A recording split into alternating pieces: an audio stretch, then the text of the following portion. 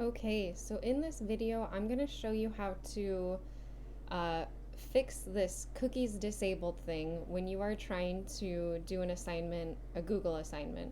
So if you're getting this sign or something like it that says cookies disabled, not able to open, there's two things I want you to do.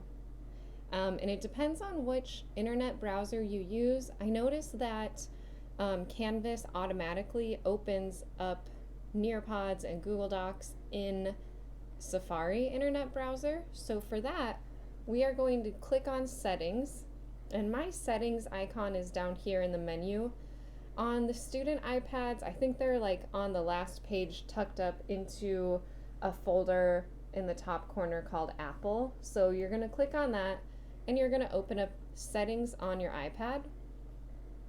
Then from the left side menu, you are going to scroll down until you find Safari. No, not that. Safari. So you're going to click Safari.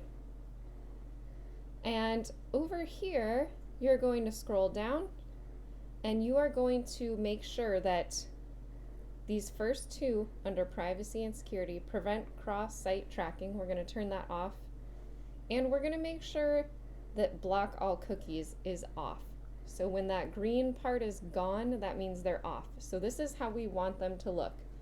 And it's really just these first two things under privacy and security. So make sure that those are off.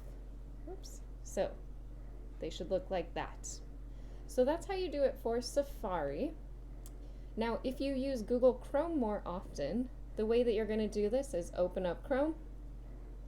You are going to go to these three dots in the top right corner, and you are going to go to Settings. Let's see. I don't know what that is. But you're going to go down to Privacy,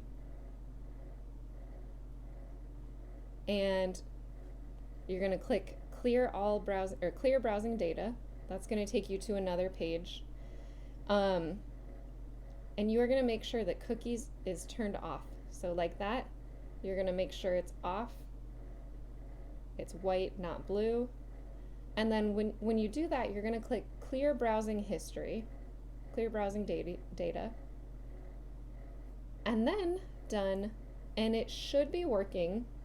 Another thing though is if you do both of these things, fix both of these settings, they may not take into effect until you turn your iPad all the way off and all the way on again. So again, if it works for you, great after doing those settings. If it's still not working after changing the settings, you're going to need to power your iPad all the way off, turn it all the way back on again.